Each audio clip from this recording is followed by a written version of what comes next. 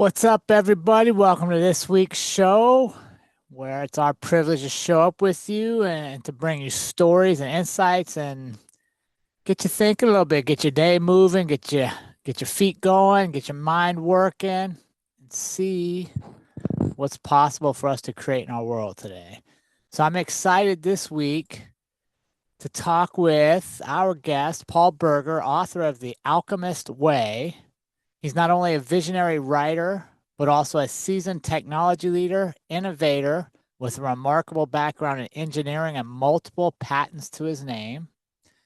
But before we bring Paul on the show and share his story and dive deeper into the story behind the stories, I got to ask you to help us out. Get over to your favorite podcast apps, YouTube, wherever you're consuming social media, like, subscribe, share, comment. Something as simple as commenting on social media posts helps us reach more people, and it helps us as a movement reach our goal of becoming one of the most impactful podcasts in the world. That means we're a group of people that are collectively coming together to make the world better through storytelling, sharing information, connecting, supporting each other's causes. And that's pretty awesome that in today's world where everybody wants to, where so much time is spent nitpicking and fighting with each other, that in this community, we're trying to make the world a better place and leave our mark. So please get over, like, subscribe, share wherever you're following us, consuming us, be engaged, help us continue to grow. And then let me know what you think of this week's interview and conversation with our newest friend, Paul Boerger. Paul, my newest friend, welcome to the On Purpose podcast. How are you today? I'm doing well, Jerrod. How about you? I'm amazing. I got to tell you, looking at that log cabin in the background, that just gives me the woodsy vibes right there. Yeah, this is your old stomping ground too over here. So, yep, it's a log cabin over the beautiful Carter Lake behind me, It's just so, south and west of Loveland, Colorado. So, I love it. It's so funny, right? We're connected now on Zoom, and we literally lived within about 10 miles of each other for years. that's amazing. Yeah. Yeah, that's cool. Paths never crossed, but they were meant to cross now. And I'm excited to bring you on the show. I'm really excited about your background, your new book, The Alchemist Way, and really exploring the innovation, not just in technology stuff, which you're very good at with multiple patents and stuff, but how we tie that into innovating ourselves as humans and continuing to evolve as people. Yeah, I love that. I think that is the very seedling of growth. And I love the fact when you talked about innovating, it's like who we are and where we're going. It's like, and that's really was a large part of the impetus behind the Alchemist Way. So, this is going to be great. Yeah, Look no, forward to this, Jerrod. I do. And you had a special request. You did your research, which I always appreciate when guests take the time to research coming on, making sure we're all a good fit. But you wanted a special warm-up question. In one of your emails you sent me, you had talked about the warm-up question because we like to warm up. We don't just jump right into the heavy lifting here. I love And that. so let's get you warmed up, Paul. You wanted to be asked sunrise or sunset. We, you know, the reason why is because my entire team, we do these icebreaker questions as well. Yeah. And every single one said sunrise. And, uh, and several of your guests also have an affinity or a penchant, I think, for saying sunrise. Whereas for me, it's the exact opposite. If I had to pick one, it's definitely sunset. And because in the mornings, I'm kind of rigorous to my morning routines when I do get up, and I love them. I set the direction for the day. I pulse. It's like and work it hard. But in the evenings, when the shadows start growing a little bit longer, I love that light. As that happens, and we start seeing that over the city and the shadows of the mountains. And then right about then is where we pour either a glass of wine or a martini and turn on candles. And that's when I know that's the official finish to my day. We sit down and that we have a great conversation at then, and I know that that's it. So for me, it's always going to be sunset. Yeah. No, that's good. Yeah. I love, and I love beyond the questions, everybody has a reason why they like one or the other usually, right? There's a special, like you said, there's almost a ceremony to it. Exactly. Yeah, All the right. rest of the day gets pretty scripted, but that's when everything shuts down. That's when I start Mm. relaxing. All right. What's a quote that's stuck with you or kind of guided you through times in your life? Hmm. Yeah, I'd have to say one of which is by Ralph Waldo Emerson. He says, do something that scares you every day. And then there's another one that talks about this ship. You know, the ships are safe in the harbor, but that's not what ships are built for. So the two kind of go hand in hand. I think there was a Mm. point in my life when I realized, life is kind of a scary thing and you have to embrace it and be scared and still move forward anyway. Yeah, and what yeah, that's a good point. I like that. I like that quote. And I also like the one there's one that builds off that says like calm seas don't make great sailors or something along that point, right? Like I you got to love get that. your ship out to the ocean, but you also got to face tough seas or you're not going to be challenged. Agreed. Yeah, I don't know about you, but I've had periods in my life, it's like where all of a sudden I got scared to move and I got stuck in the comfort zone. And I read one time this meme, it said, comfort zone is where dreams go to die. Yeah. And so I try to avoid that like the plague going forward, making sure that I am trying to stretch myself, make sure I am moving in the direction of some growth or some goal. Because for me, I can't separate the two, happiness and progress. They're symbiotic with me. And once I've got progress in any direction, whether it's better health or whether it's better relationships or better wealth, um, I love growing in every facet of life or growing a skill. And with that always brings that seed of happiness with me. Yeah, no, I really like that point that progress brings happiness. I think most of us thrive when we are improving in some facet of life. Absolutely. All right. What's a song that's stuck in your head or on repeat currently for you? It's funny you should bring that up. It's um, I grew up in the Midwest in a tiny, town, and uh, I didn't know what I was going to do with life. And then 37 years before, I guess, in the last May 10th, my daughter graduated with her undergrad in mechanical and aerospace engineering. And that kind of reflected back. It was exactly 37 years to the date that I had grad and gotten my degree. Oh, wow. And the only vision I had for my life at the time, so she's got direction now. The only vision I had was, oh my gosh, was I guess stemmed from a song. And there was a band called REO Speedwagon. And they were touring and they got stranded in Colorado in a Rocky Mountain snowstorm. And they wrote that song, Riding the Storm Out. Okay. And that's actually how I ended up here in this cabin. Because I knew I paid my own way through education, through college. There wasn't much opportunities in the Midwest. And I thought, gosh, if I got to go somewhere, I had this vision, just a tiny A-frame cabin on a high mountain lake in Colorado, and during a Rocky Mountain snowstorm while listening to Riding the Storm Out. So we had some bad weather coming in. It's like, and so here I've enjoyed over the lake. It is kind of an A-frame kind of shape, but it's I do love REO Speedwagon's Riding the Storm Out for that very reason, because that's the impetus. That was the vision I was chasing when I moved to Colorado with only $60 in my pocket. And I had family and friends out here, and I thought, well, let's just try this. So Yeah. that's what brought me here. Good for you. I love that story.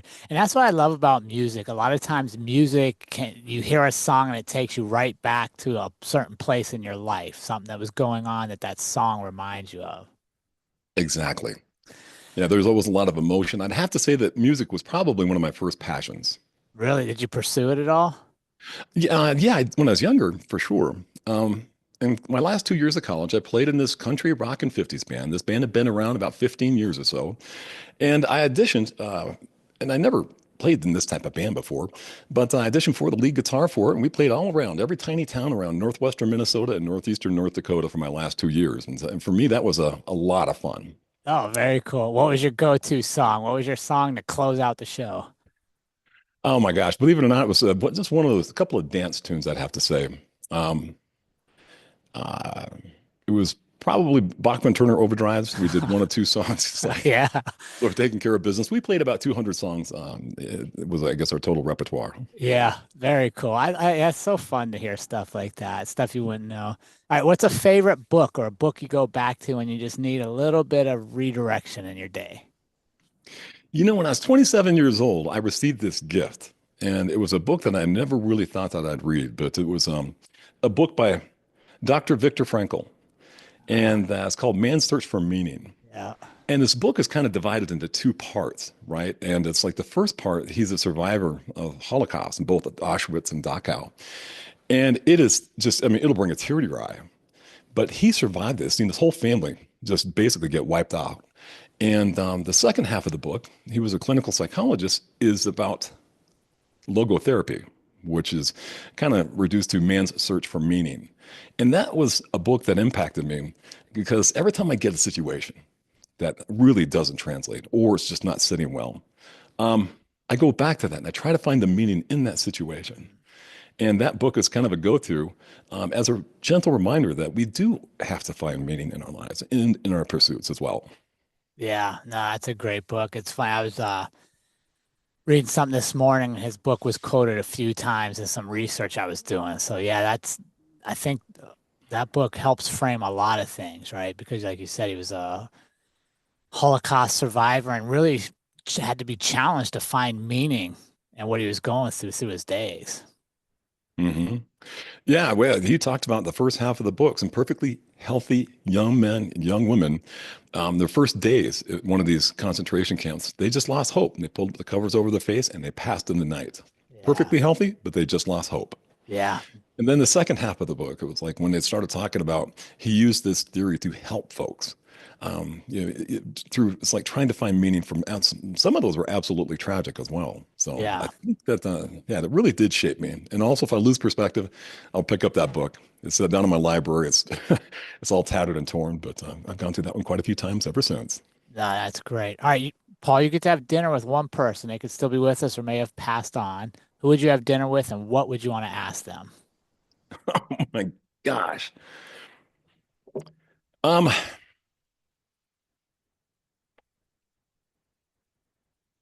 I think if I had to pick one,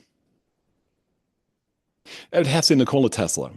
Nikola Okay. Tesla is one of the greatest inventors of all time, with a virtuous soul and more talent than almost any other inventor I had ever seen.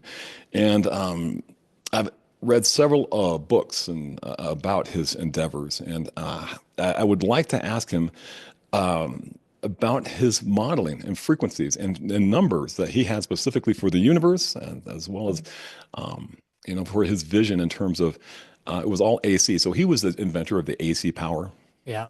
went head to head with Edison, who thought he could do it with DC. But he did so many other fantastic things, including mechanical resonance machines and lightning creators. He had a vision for global power, empowering the entire planet. So I'd like to talk with him about some of those inventions specifically. Yeah. Oh, that'd be a deep conversation. That'd be well over my head, but I just have to sit and listen. Paul, you feeling warmed up, my friend? I am. I'm feeling good. All right, let me start off here. Here's something I like to ask is people are successful. Like you've been very successful and you continue to challenge yourself and grow, moving beyond like innovating of things and leading people to now sharing your lessons that you've learned through work to just general leadership of people in general. I'd say the Alchemist Way is kind of the premise of that book, right? Like That, we can lead ourselves and reinvent ourselves. How do you stay curious when you're already successful?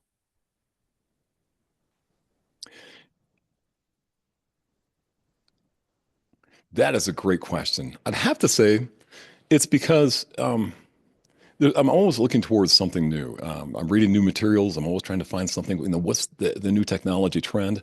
What's the latest innovation in certain areas?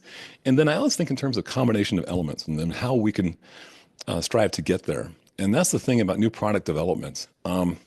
We've actually got processes we've used several times as we're starting to explore new spaces. And we use a kind of a three-step process for innovating a category.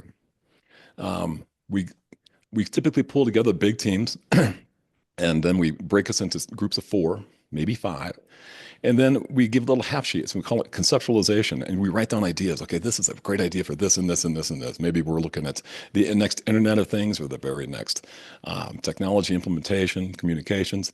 And then after that, we go through a process called conceptualization. And that's where we take all of our little scraps or half pages of ideation and we organize those into key concepts. And we call it conceptualization. And then the last phase is when each team has to present those ideas out.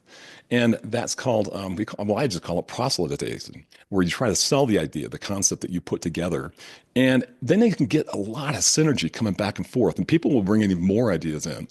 And we've done that several different forums, but we typically call that something like the Innovation Design Jam. So in the technology spaces, we do that. And I think it's so important for us to do something very similar with ourselves and our lives. We have to innovate in every space I think that we step into.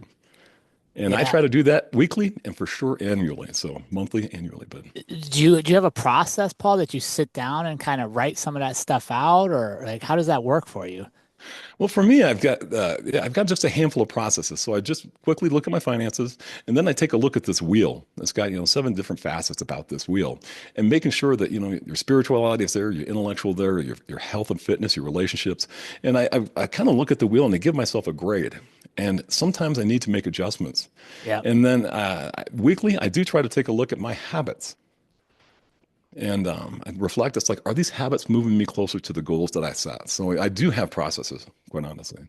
Sounds kind of geeky now I think about it. No, I love it because I think that's the, It's like, Paul, I think like with your background, it makes total sense. And I think for a lot of people, that's a missing piece or the harder part in holding yourself accountable is like, how do I do it? And when you have like you said, you have a wheel, that's a mhm. visual image for you to look at and go, okay, oh, I came up short over here. I'm doing well over here. Because I think one of the misconceptions of life is this balance, right? That everything's going to be 50-50.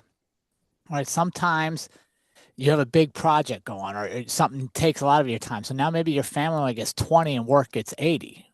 But if you take accountability, you realize, okay, as soon as this is over, I need to switch it up a little bit, pay it back a little bit.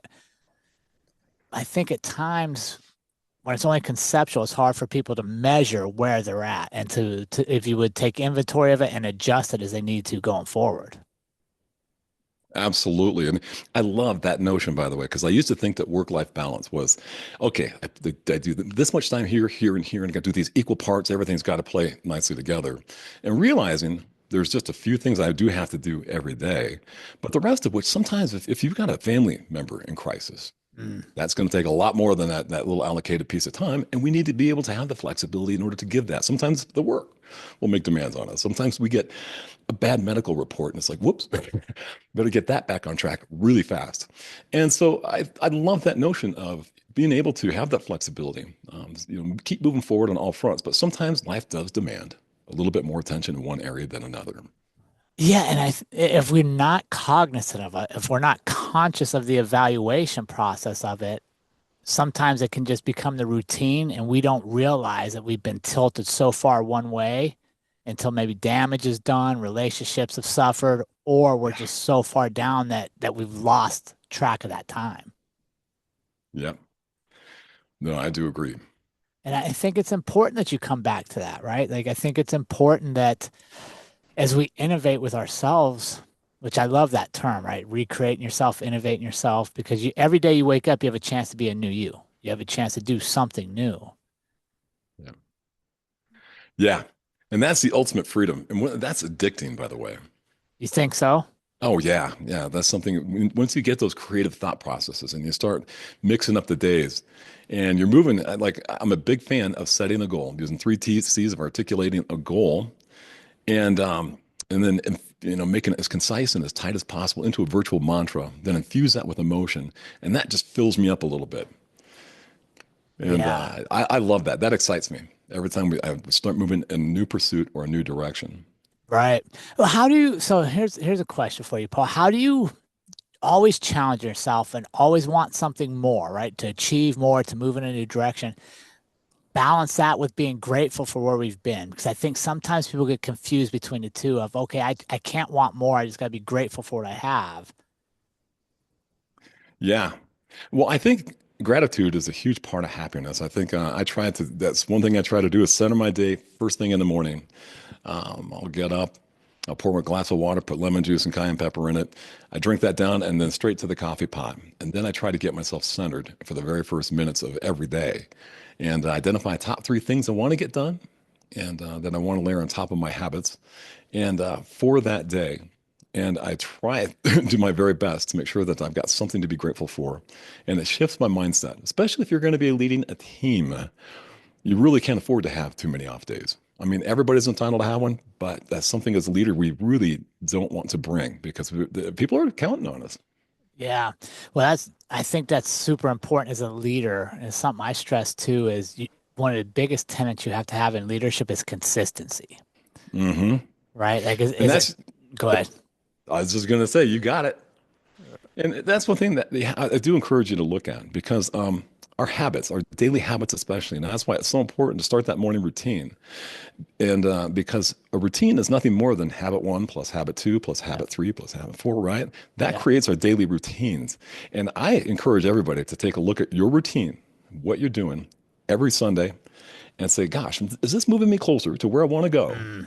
And it's something that it's like taking care of a garden or plants. You got to make sure that you just stay on top of that one. So that's one thing that I'm a big fan of. So habits give us the consistency that we need to move towards that goal.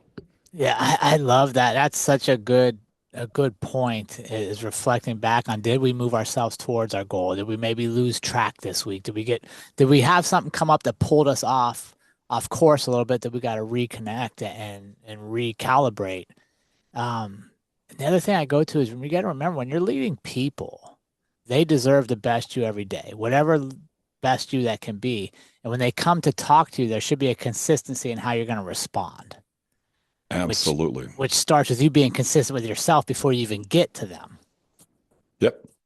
And that's where, vitality, especially when you're moving, when we lead ourselves somewhere, it's like it all starts from um, where I am to somewhere I've never been before, or a team. You're trying to bring them from somewhere, from where they are to somewhere they've never been.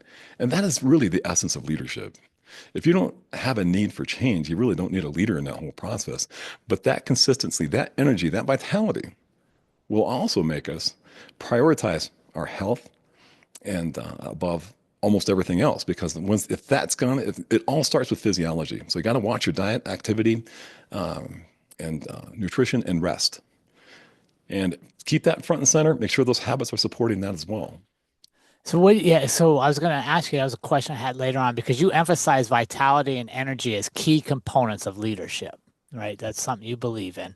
So Absolutely. what advice do you have for people, especially in today, let's stay in the tech world where you're at, where things are moving so fast and so rapidly, and it's easy to put our personal health kind of on the back burner because we've got so much to do. What advice do you have for people? That's a great question. And this is where I've gotten into trouble. We I set the like goal, we getting in build beliefs. trouble. Yeah, it does. It's because inevitably, it's like when we're doing new business creation, oftentimes we find ourselves working way too many hours. Mm. And the first thing that goes out the window, exercise, activity, nutrition, and my diet just falls apart, right? And that's where I've made that mistake too many times. But the energy that you bring to your goals is vitality. So prioritizing that health, the diet, the exercise, the nutrition, and rest, because all of vitality starts with physiology. And especially if you're trying to bring a team, not everybody's going to show up having the very best day. And I think it's so important if you really want to lead this, or if you want to lead yourself to a better life, um, vitality is where it starts. It always starts with physiology. And it's also not just about the physical energy, but it's also about the mental and emotional resilience that we bring to every challenge, every setback, and of course, every victory. So we want to bring energy to it, whether it's our families, our communities, our neighborhoods, or our friendships. And I just can't emphasize that enough because I've made that mistake one too many times. Yeah. So how do you Making a do wrong trade-offs. Yeah. So how do you do that for your team, Paul? Like if you say you got a team, you're leading a team and you can tell the energy's low. Maybe they've been working too hard. Maybe they need a change. What are some strategies you do to reinfuse energy for your teams? That's a good question. Always go back to the three C's of goal setting. We take a look at the goal. And so not only articulate it, but also making sure that we got the emotion. And that's where the energy kind of comes in.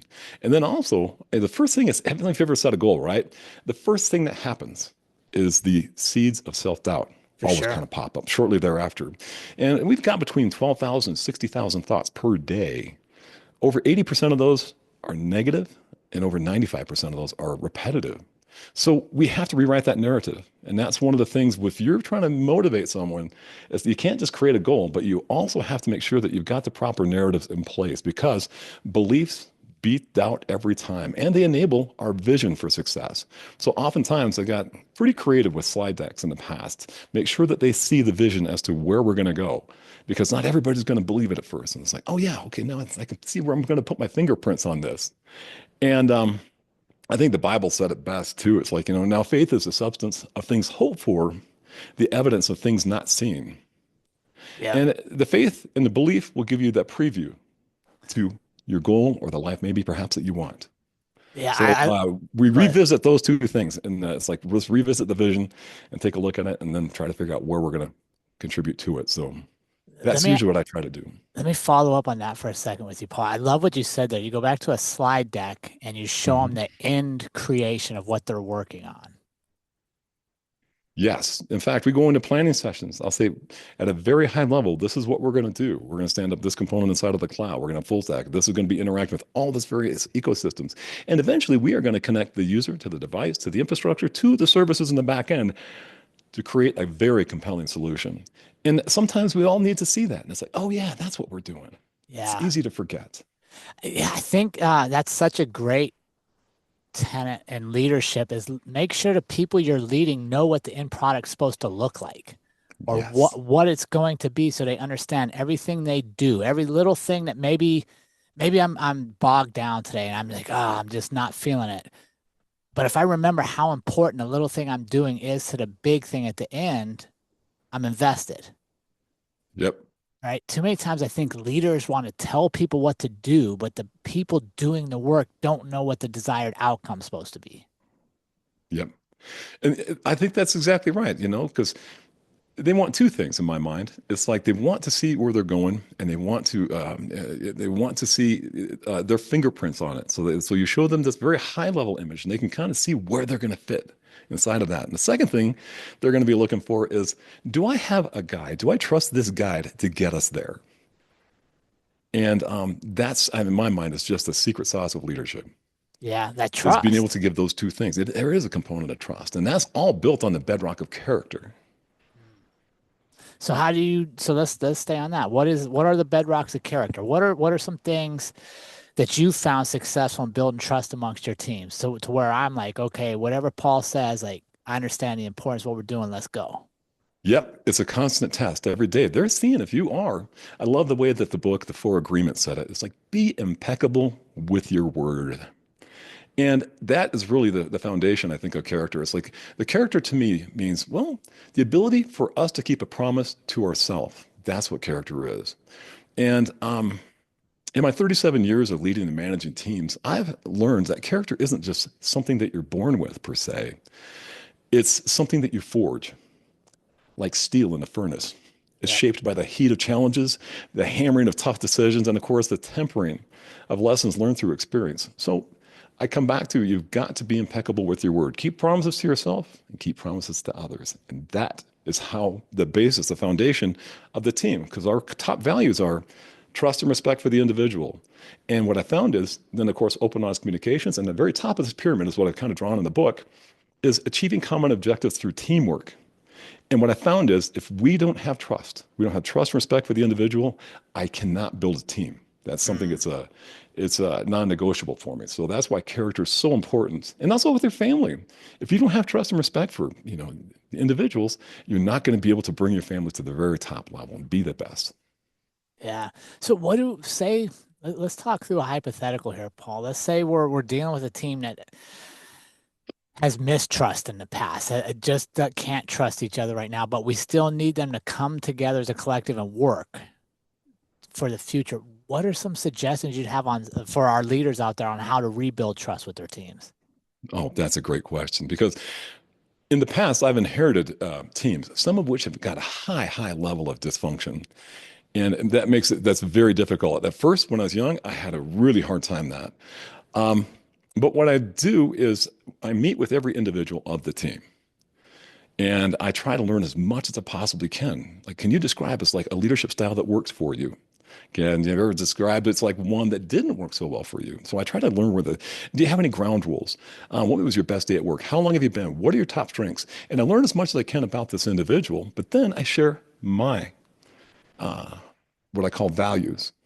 And again, it starts with the trust and respect for the individual. I'll be looking for this with the team. You're going to be accountable to this because we have to have this if we want to move forward. Then open and honest communications. I need that in a culture because that's how we actually build the trust among us. Then the next of which I would evaluate achieving common objectives through teamwork. And then I also tell them, it's like, I value taking risks. I value innovation. I value diversity on the team. And I go through all these different things. There's about 13, 14 different values that I lay down. And then what happened was now everybody knows. And I've always had a good reputation for building good teams. Now, every now and then you get someone that's not playing well. Yeah. Especially, sometimes we get these, quite a bit of ego sometimes comes into this. And they just leave, every time we come out of a meeting, they leave a jet wash of just dead bodies, right? So we have to talk about that. Yeah. And, like I always said, as a leader, I think it's important to acknowledge that everybody's entitled to a bad day. But when I see a behavior again and again, or I see people around, it's like starting to collapse under the weight of it.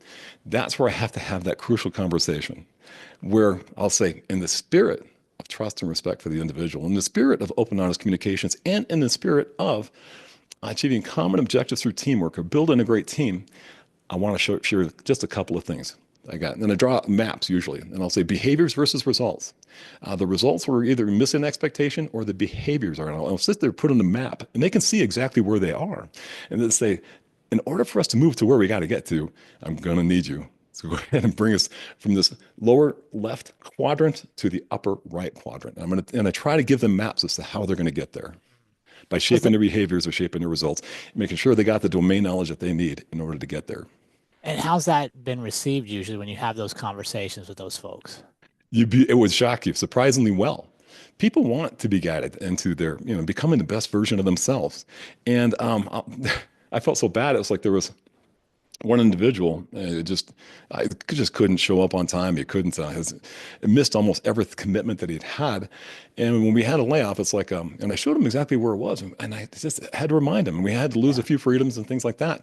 But then when he got laid off, he came to my office, because we had a big layoff. So it was not just, and he got caught in a jet wash of that. It wasn't because of anything I was championing for. But he came to me and said, when I really wasn't acting very professional, I love the fact, they said, that you gave me, a path to how I was going to get there. Yeah. You know what I loved, Paul, about what you just said there is when you called him in and you talked about, here's where you're at, here's where you're going to get to.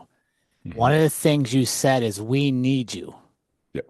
Right. I think too many times when I meet with leaders and stuff, they want to tell me about this disgruntled employee or that disgruntled employee or this poor performing team. And one of the challenges I have is, were they that way when you hired them? And they almost always say, no, they were energetic. Okay, so then somehow along the way, they were allowed to get that way. Yep. Right. And I think it goes back to what you said. They don't feel valued. They don't feel like what they're doing is important. So when you simply bring me in and say, we need you. Maybe I haven't heard that in a long time. Maybe I haven't felt like you even care that I'm there or that you even notice I'm there. I think, caring through the years, I found out that caring is the currency of the team. People don't care about what you know. They don't care about how much, brilliant you are or what you've done in the past until they know how much you care. Mm-hmm. And it's not until that point are you going to be able to influence anyone. And I think you hit it right on the head. Yeah. Especially in today's world, right? The next generation coming up, bonuses and extra paychecks and vacations is not the tangible thing they seek as much as quality work and doing work that means something to them and that they're proud of. And if we don't provide it, they're going to go find a new employer that does those things. Absolutely. Absolutely. And that's why, one thing I try to do is identify the strengths of the team, and I try to make sure the job assignments match that, because when you're operating from your strengths, you're going to show up. And especially if you get a chance to showcase those strengths among the team or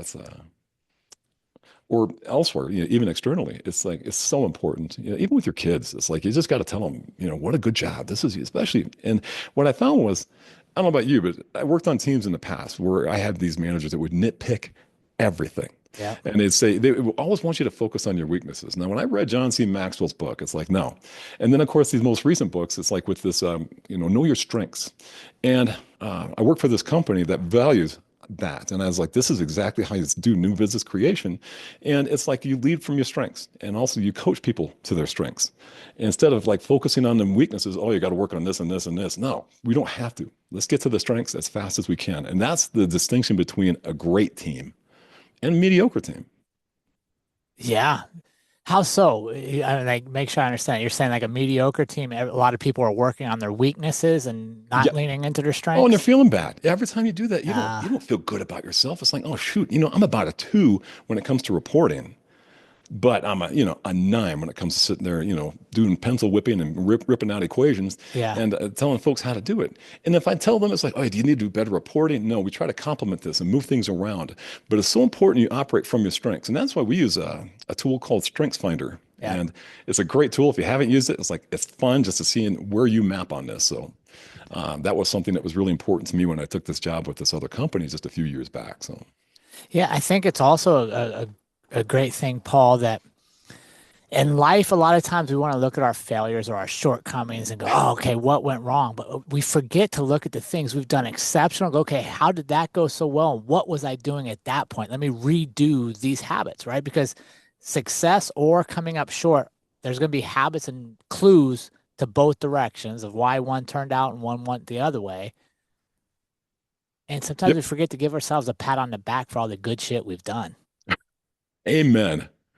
Yeah, I don't know about you, but it's like every time I get to feeling shaky about my future, it's like I try to look back. It's like, oh yeah, we're going to be able to get through this. Trust the process, Paul. Yeah. Go back, take a look at your beliefs, take a look at your accomplishments, take a look at your goals.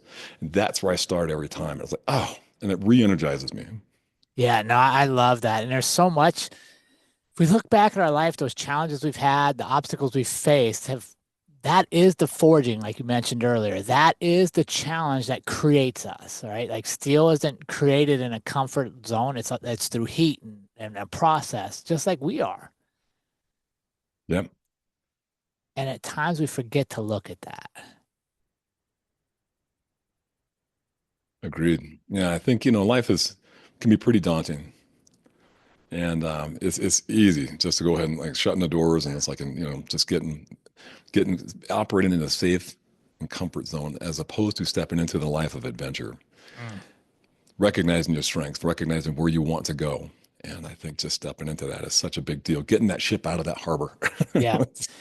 Yeah. And realizing like I love what you said there and the energy, right? Once we get doing that, once we create a little momentum of not accepting status quo, challenging ourselves to live life maybe a little differently, to live it how we truly want to live it, I think you're amazed at how many other people come out with you that were just waiting for somebody to show them it's possible. Ooh, I like that. Yep. And I think that's the heart of leadership. It's when we're able to be there, and especially to help bring someone into the best version of themselves through some shared goal, through some shared experience. I think it's so important, and that's I think when you know that leadership really counts. It's like that's the most rewarding because I think leadership is tremendously demanding. But it's also very rewarding. And I don't know. I think you hit it right on the head. Yeah, I think you're absolutely right. But one thing I wanted to touch base with you, you said a minute ago was that you get your team together and you let them know you're a risk taker and it's okay to fail, Yes.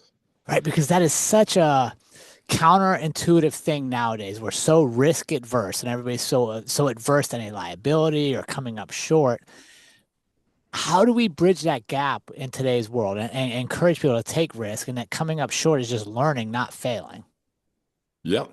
And that was something that I reiterate that point again and again. And it's like every now and then, it's like we're going to make mistakes.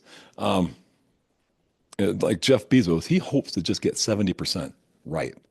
And I'm a big fan of, look, if you're not making mistakes, you're not running fast enough. A new product development, the market moves so quickly that I value speed. And Yep. let's go ahead and just make the best decisions that we can. What I found is sometimes we can make three mistakes as we could, in a design process before I could actually do all the analytics to make sure that we got the exact right path. Instead, I can just go ahead and do it. Here's a quick, prototype, prototype, prototype. Boom. Okay, the direction's then set. And so I try to set things up like that with certain types of design of experiments, or you know what, just let them know. It's like we can fail with this if we go. And I try to make it a safe space. Yeah. And I'm also very transparent about my mistakes as well. And that was one of the things I think that distinguishes The Alchemist Way, this book, from almost anything else, is the fact that it's it shares a lot of mistakes. Everything I made with goal setting, with beliefs, with vitality, with character, um, and heart. If I didn't bring that to the table, as well as habits, and it's so important, I think that we show a little bit of vulnerability in ourselves, and it lets the team say, "Hey, it's okay to take a risk here. Yeah. Guess what's going to happen?" Yeah, it makes you relatable, right? Like Yeah. nobody's perfect, and sometimes I think too many people put this facade or this pressure on themselves. If they're leading others, they have to be perfect. I have to know all the answers. I can't say I don't know. I can't make mistakes. No, you can, and you should. Yeah, absolutely. I agree with that. And not having all the answers, I think, is a big deal. So deferring, oftentimes, if you think someone else has got, a lot of strengths. I love, by the way, leading teams. It's like with folks that are a lot smarter than me, Yep. because I don't have to do that much leading. Just pull out that domain knowledge out of them. It's like, and then contribute this and assemble them, and test ideas among the team. And Yeah. inevitably, we always find out. We always end up with the best ones. The more we talk about it, and we do a lot of, I guess, what do you call that? Testing to make sure that everybody's on board. It's consensus building. And we got certain tools we use for that. It's like, and it's spectacular, Yeah. because it gauges everybody. Yeah, that's awesome. Yeah, no, there's so much to it. And I kind of live by a quote that says leaders don't have to have all the answers. They just have to have the questions that lead to the answers. Oh yeah, I like that. Right? Right. The My job is just to conversation, like ask you said. questions. Yep, And if I'm the smartest person in the room, to be honest, Paul, we're all in trouble. we're in trouble. Hey, I'm with you. Yeah, let's shoot. Yeah, I don't ever want to be the smartest person in the room because what the hell am I going to learn in there? All right, Paul, I want to know, was there talk to me about a moment in your career, your life where you're like, hey, wait a second, I'm going to take these thoughts I have, I'm going to take the success I've created, and I'm going to write a book to share it with the world. What led you to that moment? Well, it was a curious thing. I think I may have told you on May 10th, 2024, I was at my daughter's graduation. And it was the acknowledgement, the realization that it's like it was exactly 37 years to the date. Um, May 10th, 1987. I was standing on a similar stage, receiving my diploma, awkwardly taking photos with my mom and dad outside. It was a Sunday back then, not sure exactly where I was going to go. Yeah. And then, of course, my daughter, part of the process, of course, I graduated, came out here. Within 3 weeks, I had a job at Apogee Robotics, and then as an engineer for them. Then quickly, I went into to leading, and then I went into managing, and of course, most importantly, eventually became a father. Now, Alexa, my lovely daughter, she, of course, went into mechanical and aerospace engineering. So she carried the torch of engineering in a different direction. But I started to look at back in mind, and even as Alexa was pursuing this, I said, "You've got some real skills. I mean, you can do anything you want, Alexa, but consider some of these," because she had such a good affinity for math and science and physics. I mean, she was actually a great writer too. But a lot of folks would sit there and tell her, it's like, "Oh, engineering's pretty tough. If you don't know what you're doing, you better go home and play with your Barbies."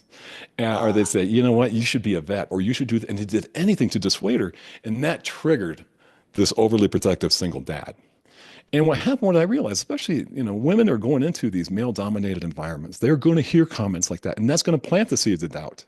Mm. And it took me a long time and teaching Alexa, it's like just to rewrite that narrative.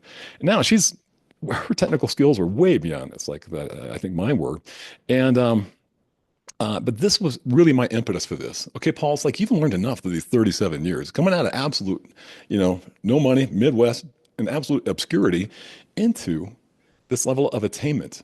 Um, and I'd have to say that was really what I wanted to share. It's like, what, I'm going to take that domain knowledge of innovating over 100 different products and services, and I learned so much about getting people not just to follow or drag them along, but to inspire them just to run the journey shoulder to shoulder with me.